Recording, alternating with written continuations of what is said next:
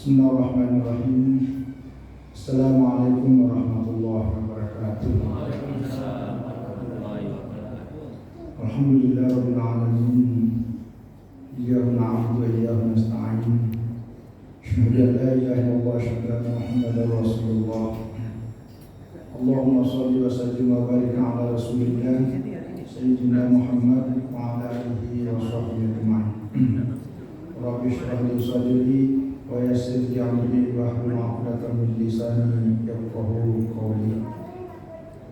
Subhanaka la ilma lana illa ma 'allamtana innaka antal 'alimul hakim. Alhamdulillah, jemaah Masjid Al-Khalifah yang kami muliakan dan senantiasa dirahmati Allah Subhanahu wa taala. Kita senantiasa bersyukur atas segala nikmat Allah yang diberikan kepada kita dalam bentuk kesehatan, kekuatan, termasuk kesempatan bisa hadir pada pengajian kita siang hari ini. Pertama, hidayah dan taufik Allah selalu menyentuh hati kita. Alhamdulillah, tema pembahasan kita hari ini adalah al-imamah, yaitu masalah imam.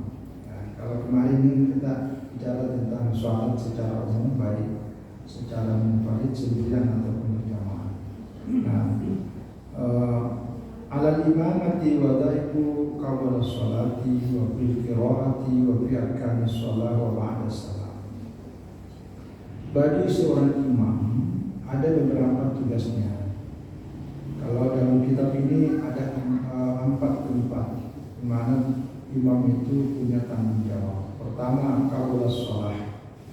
Jadi ada hal-hal yang penting diketahui bagi seorang imam sebelum dimulai sholat dan dia melakukannya.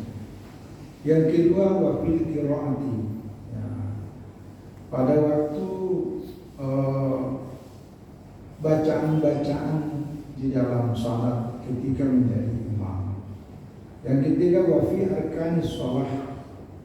Termasuk di dalam menjalankan rukun-rukun sholat. Karena ini ada kaitannya nanti.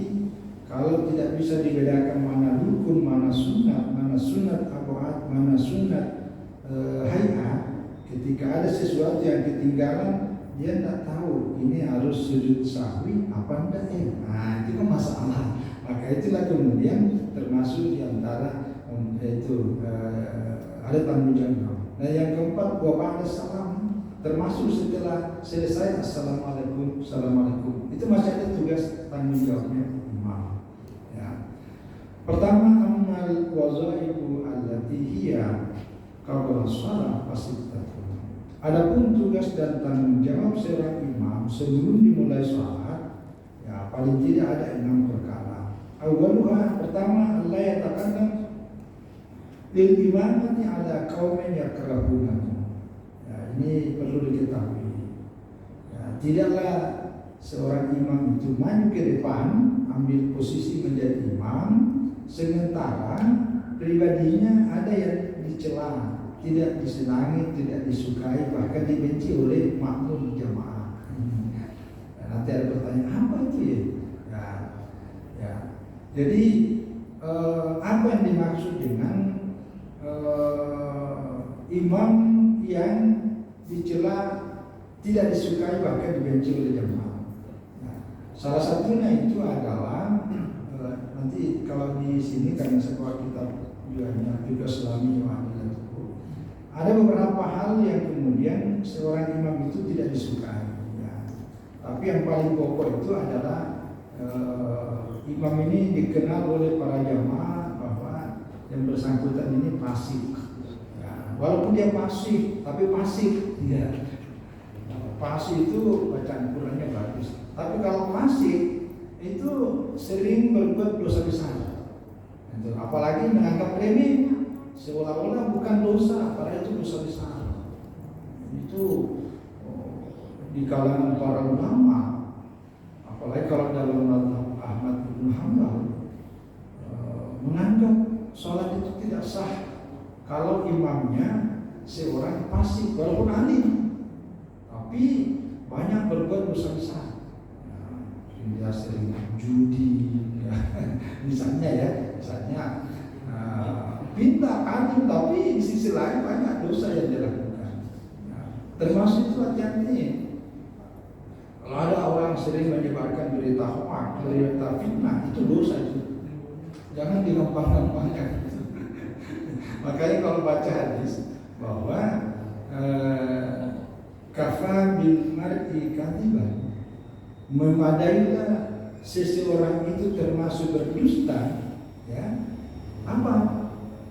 Ayuhadisa kullaman sami'a, ketika dia membicarakan semua apa yang dia dengar, itu sudah masuk kategori berdusta. Maksudnya apa? Ini ada sesuatu luar manusia. Maksudnya apa yang kita dengar jangan dulu langsung disebarluaskan kepada orang. Tabayun, klarifikasi dulu mana yang layak disebarkan kepada orang banyak ya, mana yang tidak. Karena para ulama dengan berdasarkan pada hadis ini, artinya orang itu masuk kategori berdusta apabila tidak mengedepankan kehati-hatian dalam menyerap informasi.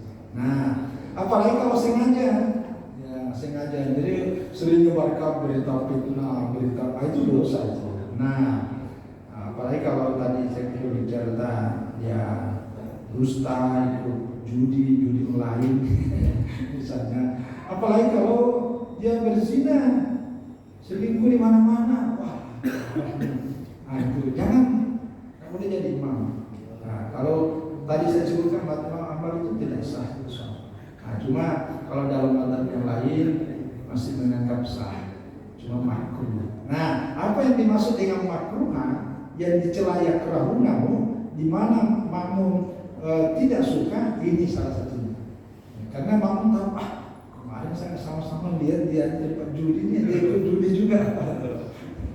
Nah, itu yang dimaksud. Jadi tahu diri, ya. Tapi jangan juga karena merasa ini saya masih ada orang yang lebih alim dari di belakang, ya, daripada dia tidak mau maju, apalagi tidak ada yang datang. Nah, ini tidak jadi. Termasuk juga ya keraguan itu, ya ini mohon maaf ya, tapi karena ini pengetahuan dan ini memang disebutkan dalam kitab ini adalah kita mengimami sementara makmum kita ada orang yang lebih lebih afqah, artinya lebih ahli fikih. Yang kedua lebih fasih baca Qur'annya. Yang ketiga lebih umurnya lebih senior. Ya, itu maka itu masuk kategori itu. Tetapi ketika kita persilahkan, dia bilang nanti anda ikut, itu tidak apa-apa. Ya, tapi sebaiknya memang kalau ada, tapi hati-hati juga karena memang kita kan tidak tahu nih, ya kan? Kita tidak tahu nih. Siapa di sini? Di antara kita ini lebih ahli, lebih fasih kan tidak tahu. Nah itu sih tidak kena. Tapi kalau kita tahu, kita persilahkan. Nah ketika dia tidak mau, ya apa? Karena kadang-kadang juga saya pengalamannya. Karena kita terjebak dengan tampilan. Ini sholat Jumat. Ini rupanya kalau sholat Jumat nih, pernah nih kejadian. Jangan. Saya khatib. Tapi karena kita selalu takzim ketika melihat tampilan pakaian seperti ulama besar dengan sorbannya begitu, megahnya pakaian, wah ini ulama pasti nih, pasti tidak. Nah, dan jadi posisinya pas di belakang imam tuh, jadi turun dari mimbar, persilahkan, tidak menolak, langsung tancap. Begitu baca Al-Fatihah, naudzubillah. Tidak karuan. Saya pun jadi tidak khusyuk karena pikiran saya di situ. Ada rasa tanggung jawab yang merasa bersalah, merasa berdosa. Apa yang terjadi? Saya belum nyampe di rumah, udah ditelepon di antara jamaah. Telepon pengurus masjid karena pengurusnya itu juga tugas khatib pada hari itu. Jadi dari tempat dia pergi. Sampai di rumah ada berapa yang WA, ada yang telepon. Ustaz, kenapa Pak Ustaz menjadi imam? Itu rasa sampaikan, ada merasa bersalah itu. Karena mestinya saya jadi imam. Tapi karena ta'zim kita, kan biasa gitu ya, dia agak-agak ya seumuran lah, tapi agak sedikit lah. tapi tampilannya meyakinkan sekali. Silakan. Tidak ditawar-tawar. Kalau dia bilang, udah kita malu. Tapi enggak, langsung aja. Begitu baca Al-Fatihah, enggak kalau. Nah, apalagi kalau bacaan Al-Fatihah ini kan yang paling pokok itu kan Fatihahnya, karena itu hukum. Kalau bacaan surah ada yang panjang, ada yang pendek ya lewat karena hukumnya sunnah. Tapi kalau bacaan Fatihah, ini agak masalah. Jadi kadang-kadang kita dalam posisi dilema dalam kondisi mereka. Tapi kalau kita yakin, jangan juga karena ada ilmu kayak begini, artinya kita tidak mau tampil, tidak mau. Padahal itu karena tanggung jawabnya begitu sangat besar, maka nilai dan pahalanya, penghormatan, penghargaan Allah kepada imam juga besar. Gitu. Itu ya. Jadi itu salah satu di antara. Di sini ada beberapa yang masuk kategori sesuatu yang dicela seorang, termasuk tadi itu ya. Apalagi kalau penyakitan, jangan ya. Termasuk kalau di sini sebutkan penyakitan itu, baik penyakitan fisik, apalagi penyakitan ini ada bawaan-bawaan yang kemungkinan bisa terjadi kaget langsung terperanjat. Itu kan bergerak cepat. Kalau kita salat lalu gerakannya sangat besar, itu bisa batal. Tapi kalau gerakannya kecil, misalnya kecil, itu tidak sampai 3 rakaat. Tapi kalau orang tidak bisa kagetan, dia pas imam tiba-tiba ada jatuh barang, dia loncat juga, itu batal semua. Itu kan ada karakter pembawaan. Jadi apalagi kalau sakit-sakitan ya, termasuk sakit-sakit ini ada yang yang kencing itu sering keluar tuh. Ya biasa itu kan ada itu banyak itu. Jangan jadi itu. Karena masalahnya kan netes terus, bahaya tuh. Tapi itu sih yang tahu ya pribadi bersangkutan. Tapi ini catatan masuk kategori dan masih yang kerahunan itu. Jadi memang imam ini ya sehat lahir dan batin. Tapi kalau mencari imam sehat lahir batin kondisi satunya agak payah juga kita. Ya syukurlah kalau sudah ada yang ada dan siap. Karena ada juga yang ada tapi tidak mau. Nah itu juga masalahnya. Nah begitu juga walai takadam wa wara'ahu man waqahum. Ini tadi yang tadi sudah. Jadi jangan juga maju kalau di belakangnya ada orang yang lebih afqah, lebih pemahaman fikih hukum sholatnya lebih tinggi, apalagi termasuk lebih pasti. Kecuali kecuali kalau sudah dipersilakan tapi dia menolak, itu sudah selesai. Tapi sepanjang masih ada, itu dipersilakan.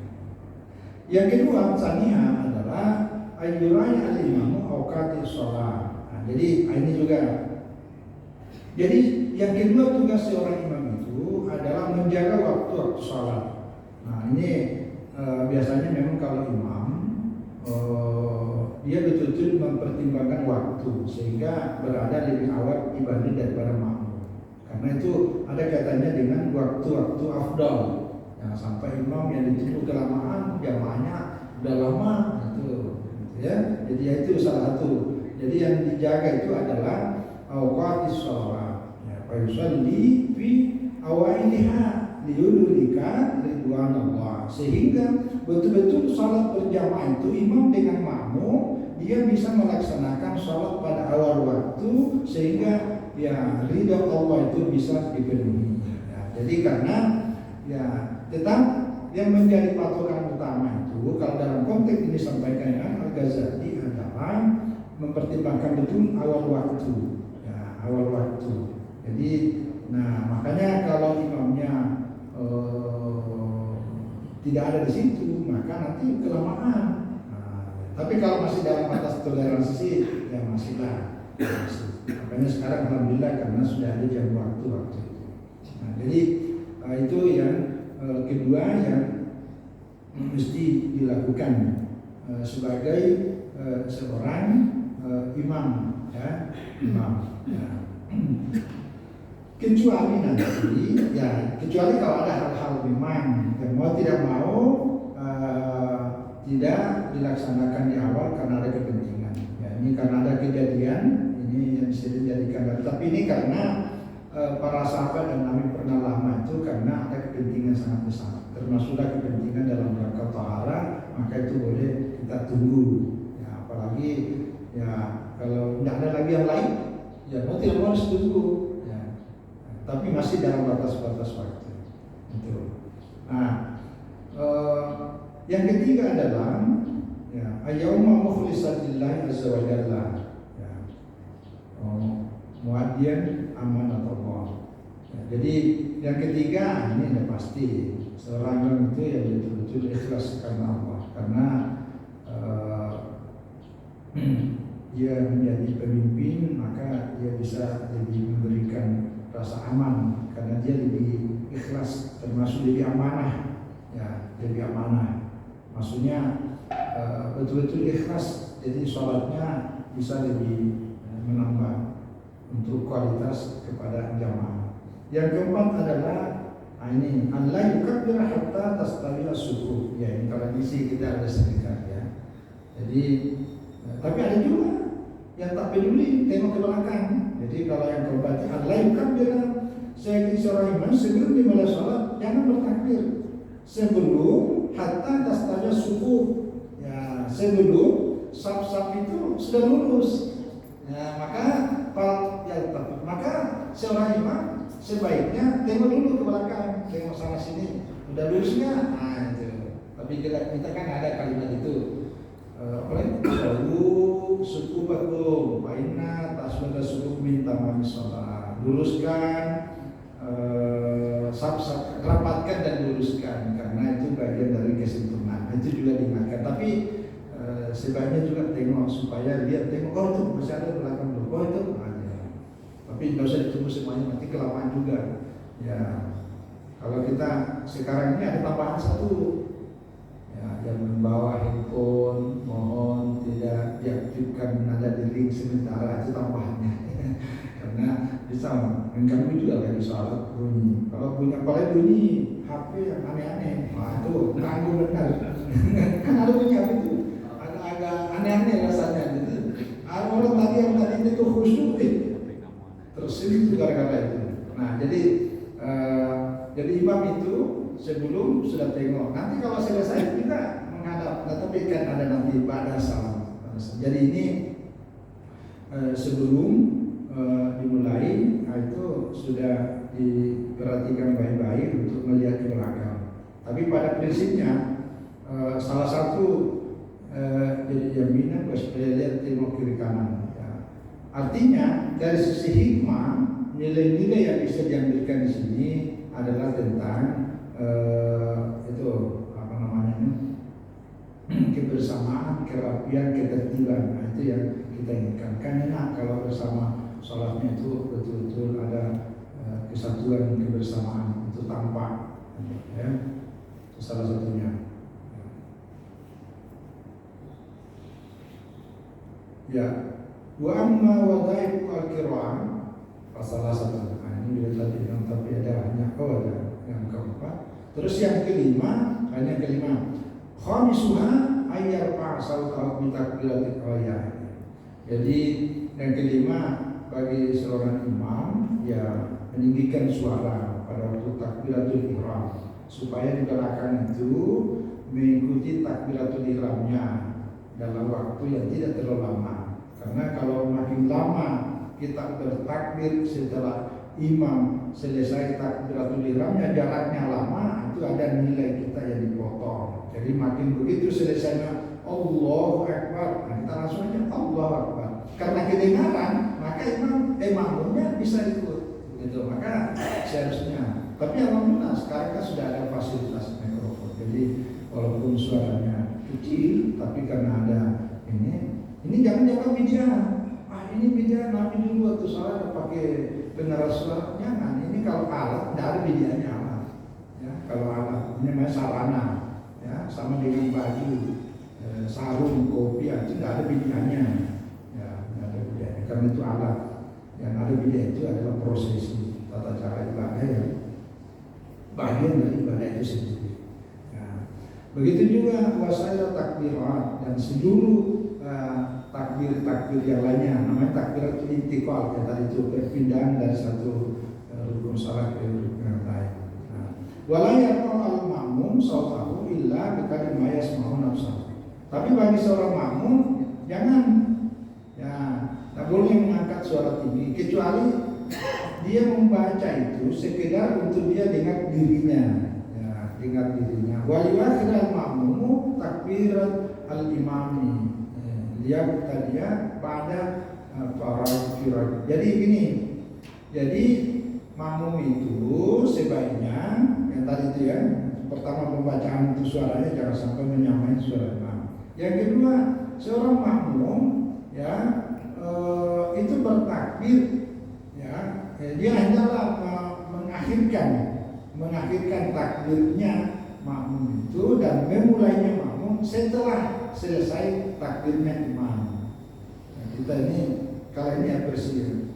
Kalau kita kan kadang-kadang mengikuti, jadi bersamaan. Contohnya Allahu Akbar, itu selesai ya baru. Nah begitu juga ruku.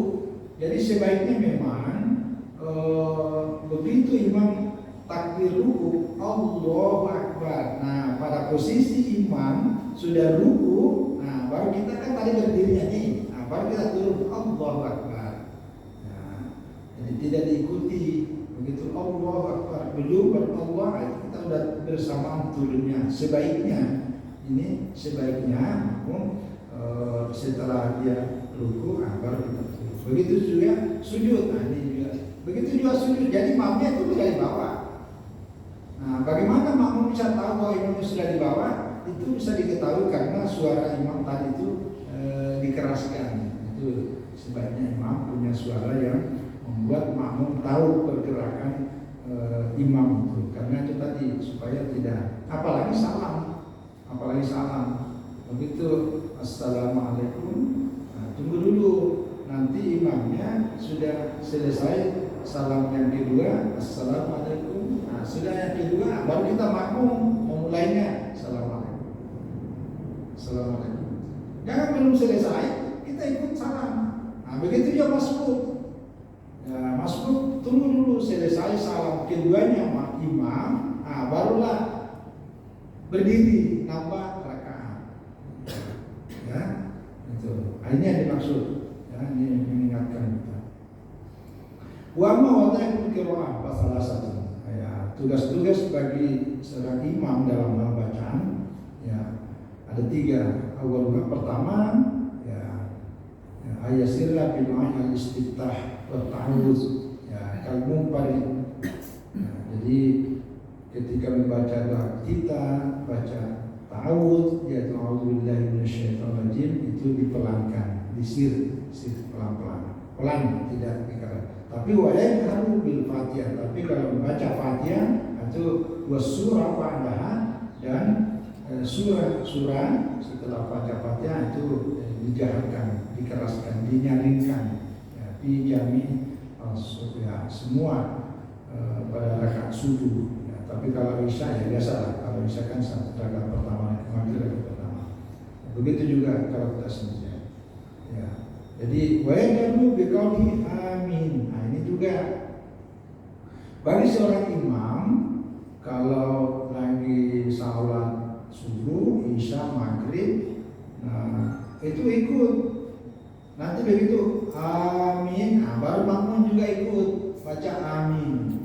Nah, tapi kadang ada imam tidak baca amin sehingga makmumnya duluan baca amin. Gitu. Tapi sebaiknya bersama-sama karena ada jaminan dari Rasulullah SAW bahwa siapa yang membaca amin setelah baca Fatihah diam sejenak baru baca amin. Pada waktu baca amin, malaikat yang ada sekitar kita pada waktu salat juga ikut membaca amin. Nah, siapa yang membaca amin bersamaan dengan baca aminnya para malaikat, maka dosa-dosa kita diampuni. Maka ketika bacaan imam amin, lalu kemudian makmum juga baca amin dan juga bersama para malaikat, maka seluruh jamaah yang ada di situ dosa-dosanya ikut diampuni. Ya, jadi bacaan amin ini bersamaan antara imam dengan makmum. Maka imamnya itu boleh ya, menjaharkan bacaan amin. Dalam sholat jahriyah wakadar makmum, begitu juga makmum. Wayakun al-ma'mum ta'minahu bitamin imam, dan bacaannya imam makmum bersamaan dengan aminnya imam, ya, ma'an bersamaan. Ya, makanya kalau begitu imam baca amin, baru ikut. Asalnya yang kedua juga saya dalam bacaan adalah ayakunal imam, bagi seorang imam adalah pada waktu berdiri. Jadi pada waktu berdiri kan salah satu ada 3 tempat dia harus berdiam. Maksudnya diam sejenak. Pertama, begitu selesai takbir Allahu Akbar, diam sejenak baru baca doa kita. Yang kedua, selesai baca Fatihah, ya, selesai baca Fatihah baru melanjutkan yang lainnya. Begitu juga selesai membaca surah, itu diam sejenak, baru kemudian ruku. Nah, jadi jangan selesai baca langsung ruku, tapi harus ada jedanya. Itu tugas seorang imam. Ya. Jadi ini berkaitan dalam hal pembacaan pada waktu dia sedang berdiri. Ya, ya fakal muhya anit ta'jil. Ini tidak boleh. Ta'jil itu artinya terburu-buru, jadi seolah-olah tidak ada jedanya, sambung, padahal mesti ada batasnya. Ya.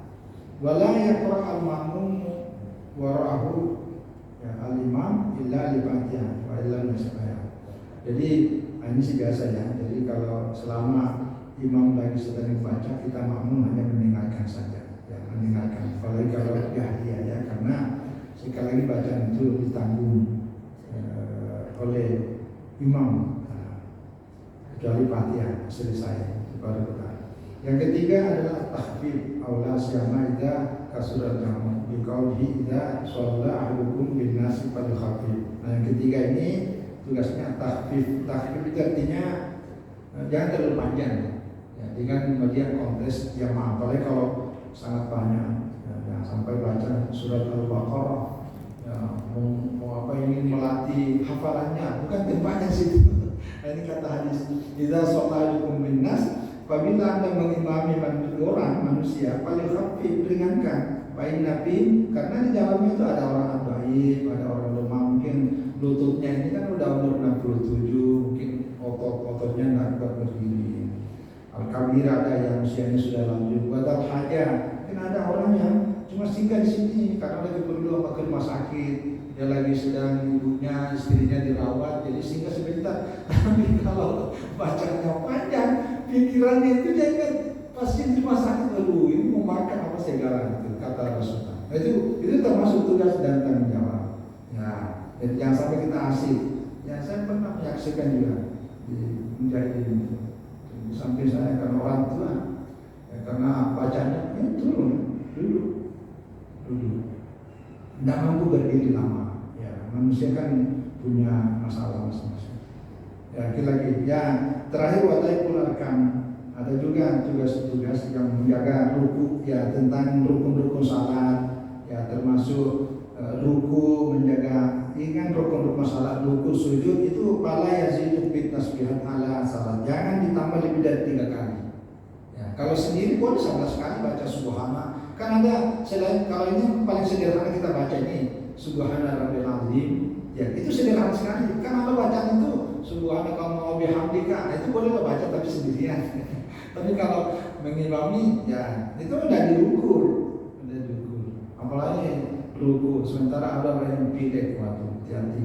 Jadi itu bagian dari tugas-tugasnya. Yang kedua, bil makmum yang bagi adalah yusabika imam bi ruku' wasjud ba'da ta'khir qala yani yusbih lillahi ta'ala wa salatu imam lil abdi. Ini ya termasuk lagi bagi makmum sebaiknya ya tidak mendahului imam dalam ruku' dan sujud. Ya, tapi itu tadi nanti selesai ruku'nya, nah baru ikut. Nah, jangan sampai apalagi sampai mendahului. Tuh, jangan. Terus yang ketiga, la yasidu fi du'a tasyahhud adal miqdar tasyahhud. Ya, dalam tata. Nah, ini jangan menambah doa-doa dalam tahiyat. Kan ada kalau tahiyat itu boleh ada yang disunatkan itu. Misalnya kita sudah tahiyat ya, tahiyat barakatuh sholat terakhir innaka hamidum majid. Nah, itu boleh ada tambahan sunatkan. Tapi kalau ada imam jangan. Sekali lagi sama dengan itu boleh, cara itu boleh. Nah, tapi kalau anda sendirian boleh tambah. Nah, itu ada beberapa tambahan. Tapi kalau anda imam, sebaiknya tidak, ya. Pulang pada apalagi kalau hari Jumat, ya banyak orang kantoran dan seterusnya. Ya saya kira ini yang disampaikan dalam kitab Al-Ghazali. Nah terakhir itu ada itu setelah selesai sholat, ya. Alhamdulillah bitaslimatil salam al-qawmi wal malaikat. Kita kalau salam ini kan kita untuk para malaikat dan orang. Yang kedua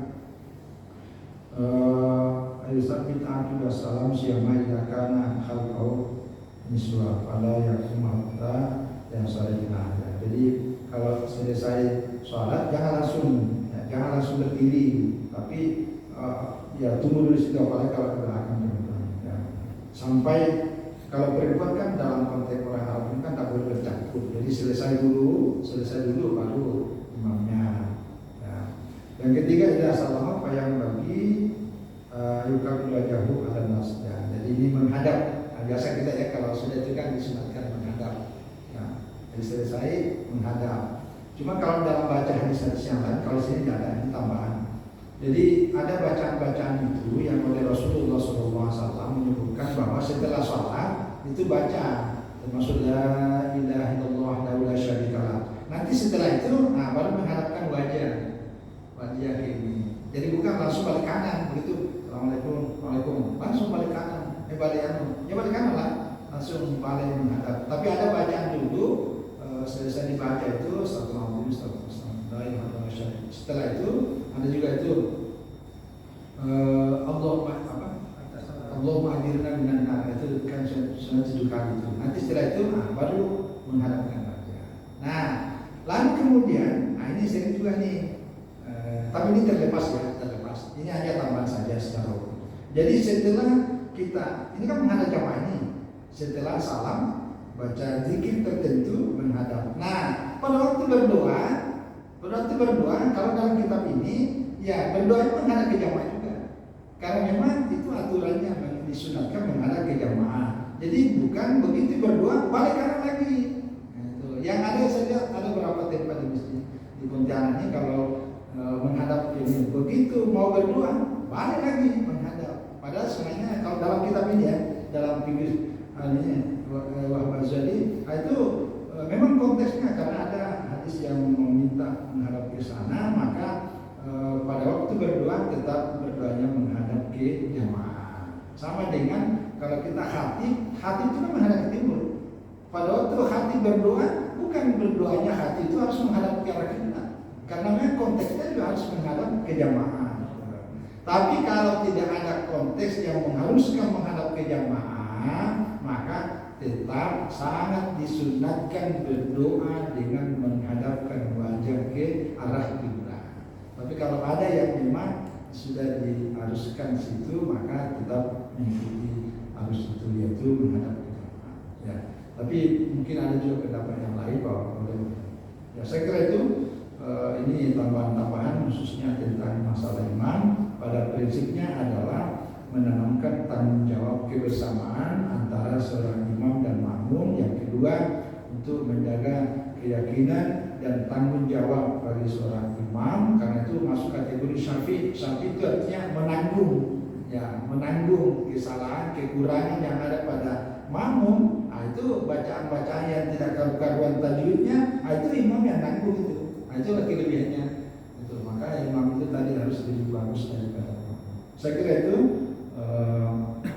Allahu salam kepada Allah Subhanahu wa taala kita senantiasa bermohon semoga Allah senantiasa menancapkan ya memberikan curahan nur cahaya ke dalam hati dan pikiran kita sehingga apa yang kita ini bisa tertanam di hati kita untuk berusaha memperbaiki kualitas ibadah kita kepada Allah. Wassalamualaikum warahmatullahi wabarakatuh. Waalaikumsalam warahmatullahi wabarakatuh. Ustaz, sudah disampaikan. Mungkin ada yang ingin bertanya, silakan satu pertanyaan.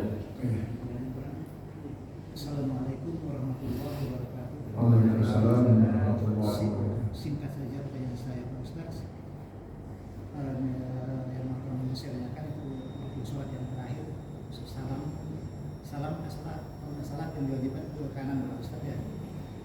Pernah saya menemukan jamaah itu pada saat salam dia start salam setelah imam, tapi ketika salam kiri dia mendahului imam salam ke kiri.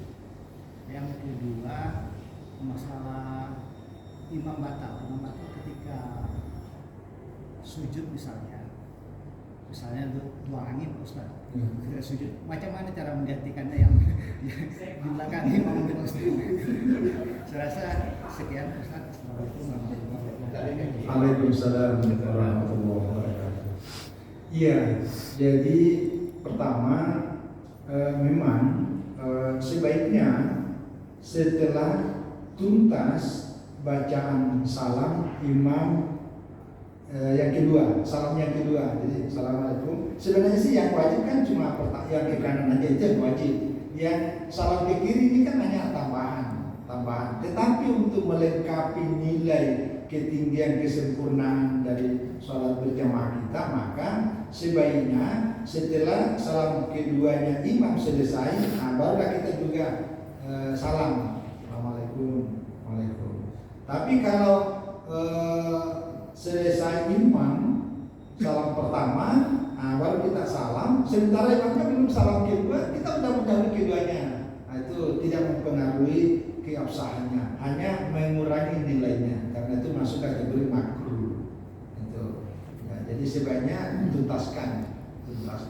Sama persis juga dengan tadi itu masuk.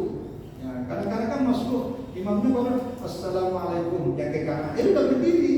Ya, padahal mestinya selesai dulu salam keduanya imam, baru kita berdiri, baru masuk nambah kekurangan yang ketinggalan.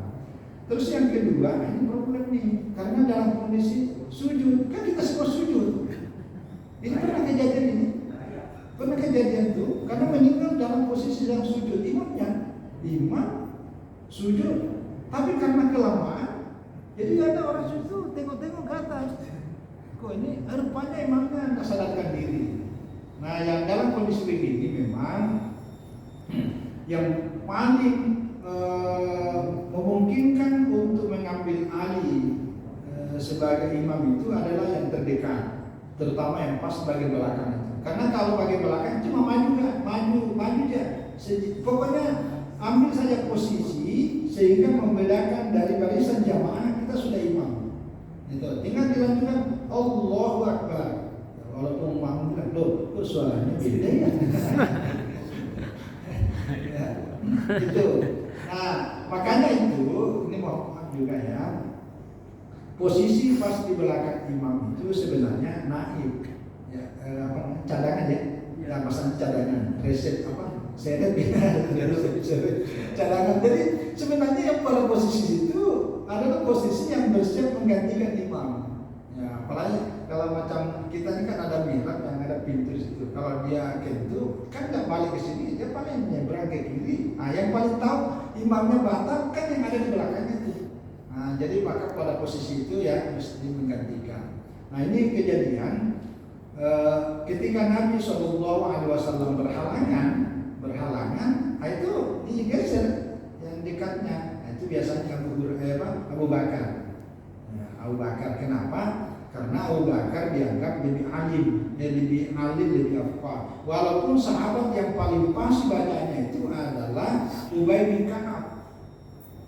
Ada dua Ibnu Abbas. Jadi Rasulullah SAW mengatakan ambil Al-Quran itu dari 4 orang. Salah satu 4 orang disebutkan Rasul adalah Ubay bin Ka'ab. Makanya ketika Nabi mengajarkan tentang salat tarawih berjamaah, itu yang ditunjuk itu Ubay.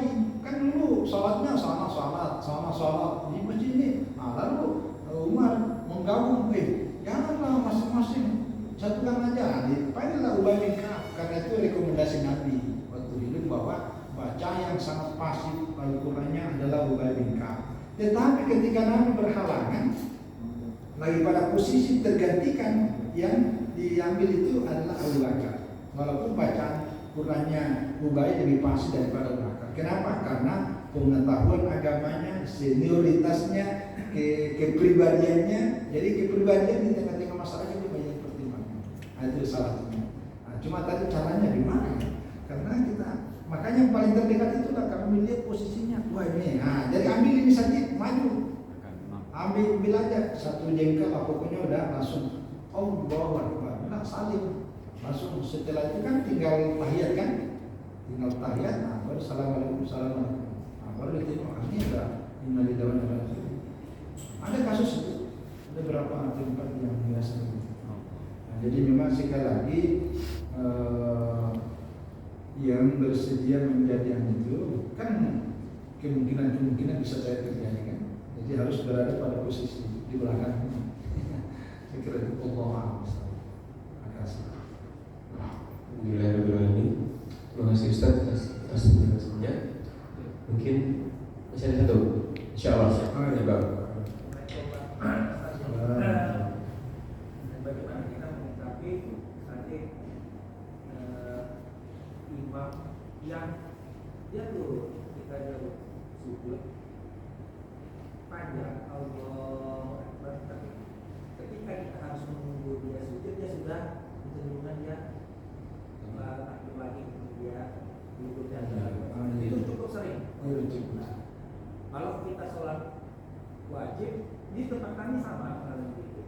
Ya kalau dipikir pemahaman agama, alhamdulillah harus. Namun kecenderungan orang itu memang seperti ketika dia dari posisi berdiri dengan itu kan memang Panjang. panjang. Jika ketika dia sudah Allah Akbar, ini panjang juga mungkin ya kita mungkin saya mengambil bisa saja lah kalau tiga kali baca itu cepat gitu. Ya, masih. Dia sudah kita baru memposisikan itu.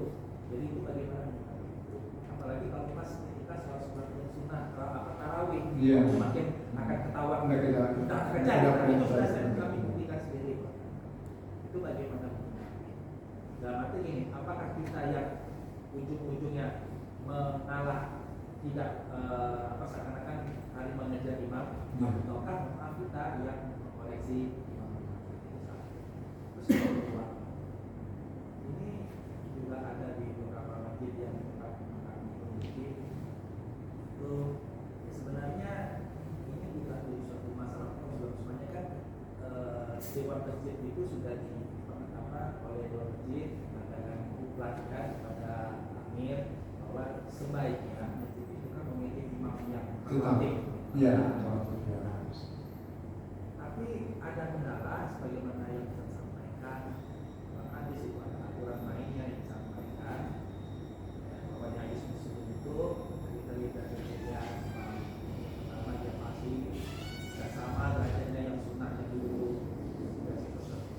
Nah, yang jadi problem di beberapa masjid itu ada yang ketika ada imam yang relatif yang berada atau mungkin pas tak hadir, ada yang maju.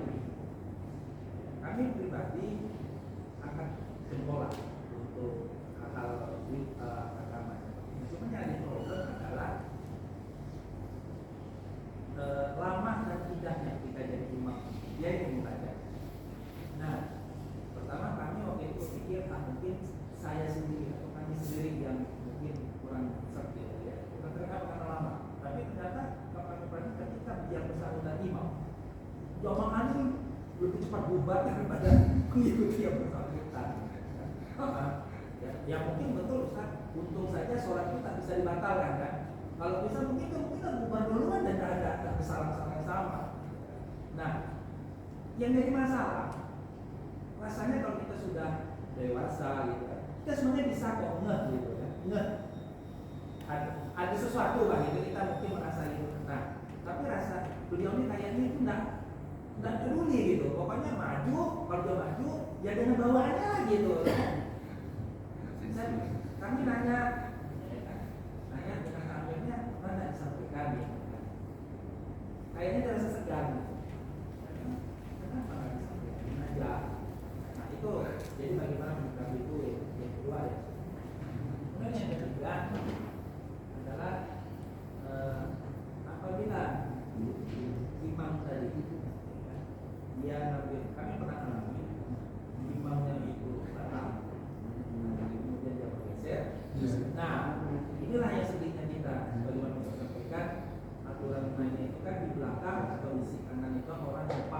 aturan. Nah, yang kebetulan nasib kebetulan. Nasib yang tak paham. Jadi akhirnya maju terus makanan. Agak karena nggak paham.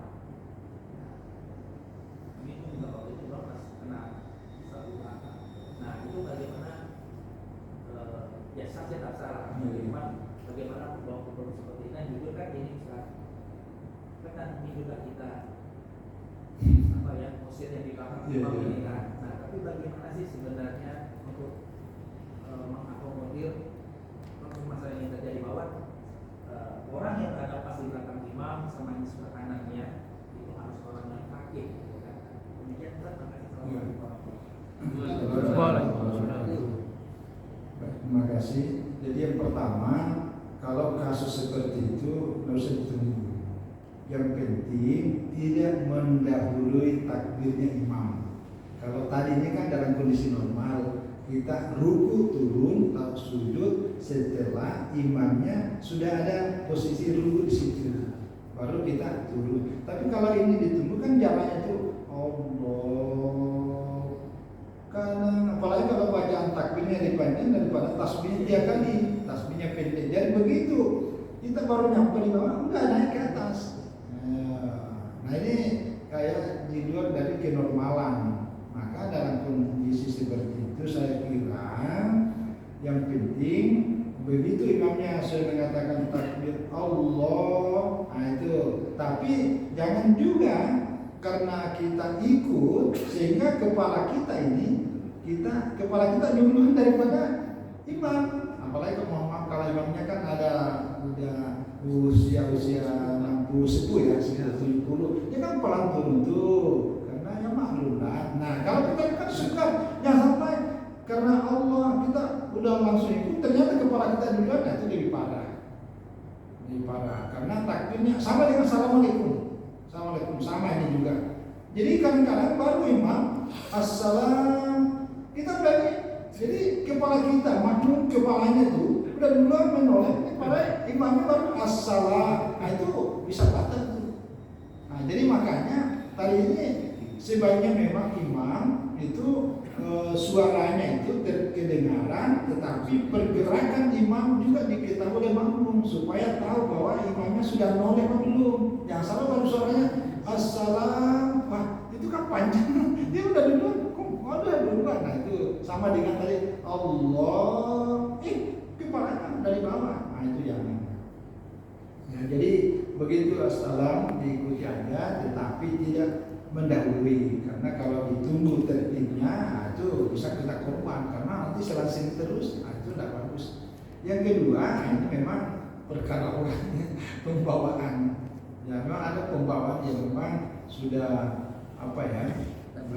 tabiat. Tapi memang kalau itu sudah imam yang ditentukan oleh pengurus bahwa itu ya kita tidak bisa ngapa-ngapain. Mau dibisikin juga gimana ya?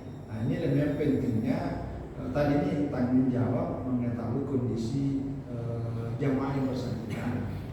Kecuali kalau memang, tapi lama kelamaan, ya, kan ada. Saya kira di Pontianak kan ada.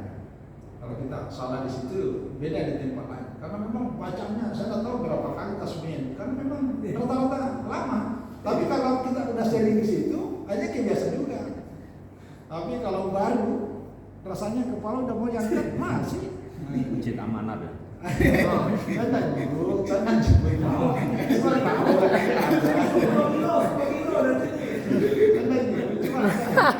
Tapi kalau lama kelamaan saya dulu ya ada pengurus santri, tapi bukan di Kalimantan sini.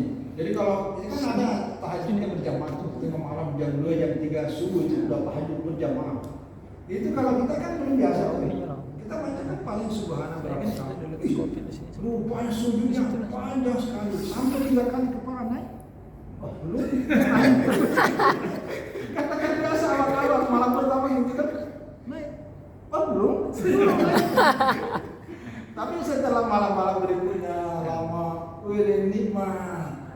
Jadi rupanya imamnya itu menikmati sujud untuk bisa berkomunikasi dengan Allah. Cuma kita makmum ini kan baru belajar, baru tahu menyesuaikan sehingga hati ini belum siap. Jadi memang ada proses begitu. Jadi ini apa ya adaptasi diri lah, kita adaptasi. Tetapi kalau konteks berjamaah karena ini pagi, maka konteksnya memang hadis Nabi ini luar biasa bijaknya Rasulullah, bahwa ketika Anda sholat sendirian paling tampil, masya Allah, silakan berpanjang semau. Tapi kalau udah berjamaah paling hafid. Nah, itu. Jadi paling sekira itu. Terus yang ketiga apa tadi? Posisi di belakang. Iya, jadi memang itu.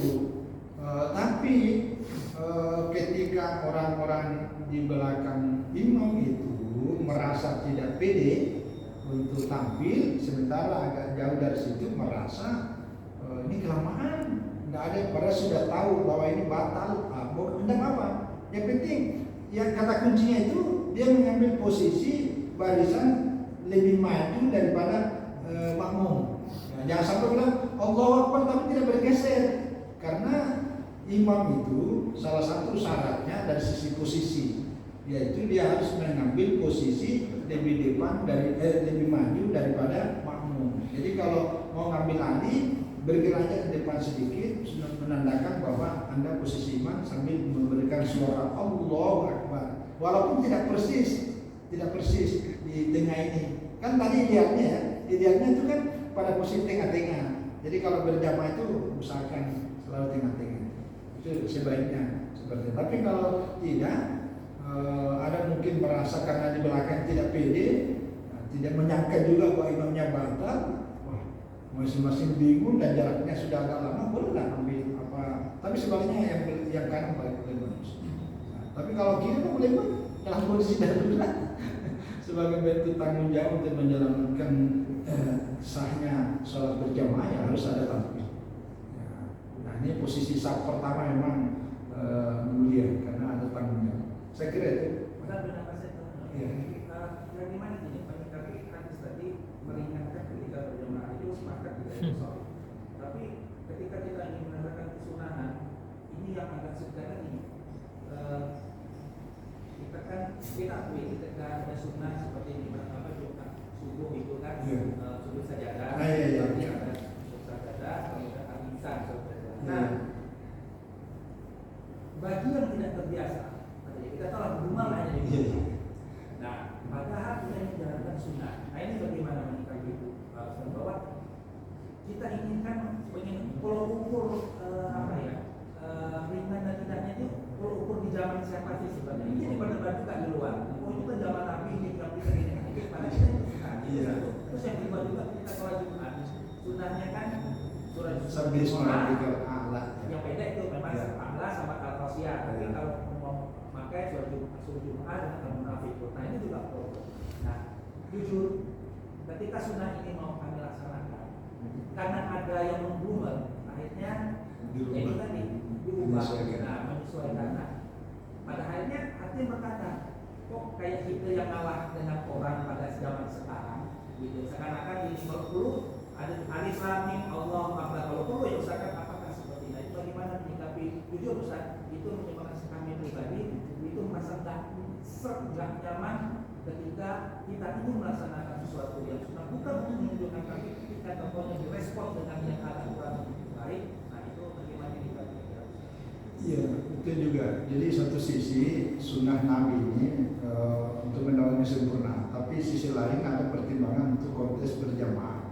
Maka itulah sebabnya bacaan-bacaan di dalam sholat itu selalu banyak opsi. Nah, maka itulah status hukumnya kan sunnah, itu menjadi pilihan.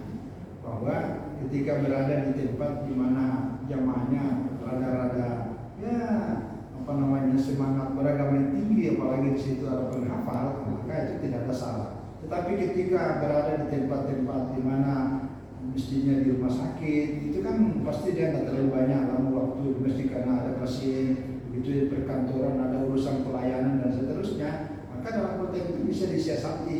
Pertama, kita sujud tilawahnya baca, tapi boleh tidak dikhatamkan. Jadi begitu selesai sujud tilawah, baca satu ayat dua ayat, sujud tilawah baru langsung naik, baru lanjutkan bacaannya itu, tapi tidak selesai tuntas. Nah, baru ruku. Nanti rakaat keduanya boleh dilanjutkan. Itu satu. Yang kedua bisa juga dituntaskan. Tetapi kalau berdasarkan sunnah Nabi itu rakaat kedua itu kan hal kata alal insan. Itu lumayan panjang. Maka biasa kalau saya pribadi karena mempertimbangkan jamaah saya itu ada orang tua. Saya hanya baca Alim dan Tanzil, tapi rakaat keduanya bukan hal kata alal insan. Jadi karena itu tadi mengakomodir, kan pertimbangan tadi ini hadis yang mengatakan ketika jamaahmu ada yang ngatur maka yang panjang. Tapi karena untuk mendapatkan sunnah sujud tilawah, maka yang saya usahakan rakaat pertamanya aja itu yang membaca sesuai dengan sunnah itu mendapatkan sujud tilawahnya. Tapi rakaat keduanya tidak ada yang panjang, ambil aja yang pendek. Nah, itu. Dan saya lihat ada beberapa tempat yang sedang ini seringkali itu hafalan dan begitu rakaat keduanya pendek. Jadi memang itu juga problem karena ukurannya sangat fleksibel. Jadi tidak karena ukuran zaman sekarang dengan zaman dulu kan beda. Jadi ada faktor apa ya? Pertimbangkan situasi dan konteks lagi sedang posisi mana karena tadi komplek perkantoran, komplek pasar, komplek di rumah sakit tadi kan beda-beda. Jadi saya kira inilah Islam selalu berikan opsi, tidak menjadi wajib. Ya. Saya kira itu. Terima kasih. Assalamualaikum warahmatullahi wabarakatuh. Waalaikumsalam warahmatullahi wabarakatuh. Alhamdulillah, jazakumullah khairan jazaa Pak Ustaz atas informasi pada hari ini. Awali segala perbuatan dengan bismillah, akhiri dengan alhamdulillah. Semoga ilmu yang